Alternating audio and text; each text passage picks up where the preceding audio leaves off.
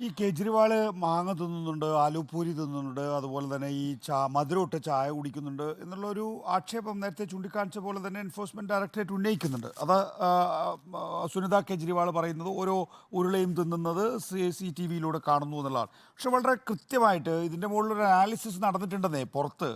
അതിൽ പറയുന്നത് മിതമായ രീതിയിൽ മാങ്ങ കഴിക്കുന്നത് കൊണ്ട് തെറ്റില്ല എന്നുള്ളതാണ്. ഇപ്പം നാളെ ഡയബറ്റിക് പേഷ്യൻ്റായി നമ്മൾ മാറിക്കഴിഞ്ഞു കഴിഞ്ഞാൽ പിന്നെ ജീവിതം അവിടെ അവസാനിക്കുന്നു എന്നുള്ളതല്ല.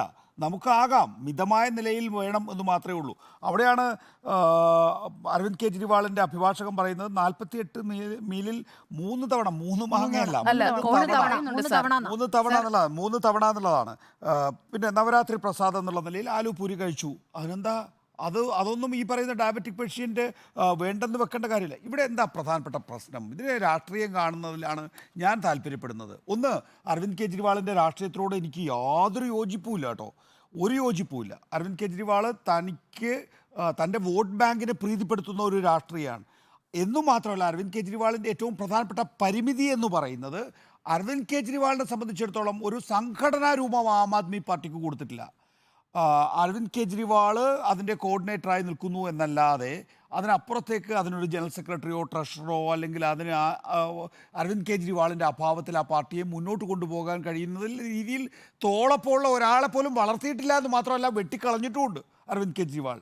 അപ്പോൾ അത് യഥാർത്ഥത്തിൽ BJP കണ്ടെത്തിയിരിക്കുന്നു എന്നുള്ളതാണ്. അരവിന്ദ് കെജ്രിവാളിൻ്റെ പ്രസൻസ് പരമാവധി ഇല്ലാതാക്കുക എന്നുള്ളതാണ്. അതിനാവശ്യമായ രീതിയിലാണ് ഈ കേസ് ബിൽഡപ്പ് ചെയ്തുകൊണ്ടുവന്നിരിക്കുന്നത്.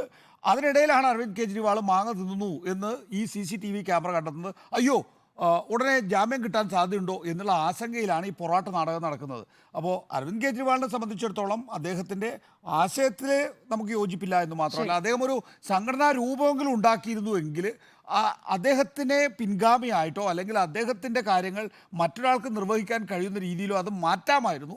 അവിടെയാണ് യഥാർത്ഥത്തിൽ BJP ഇപ്പോൾ വിജയിച്ചിരിക്കുന്നതെന്നാണ് ഞാൻ കരുതുന്നത്.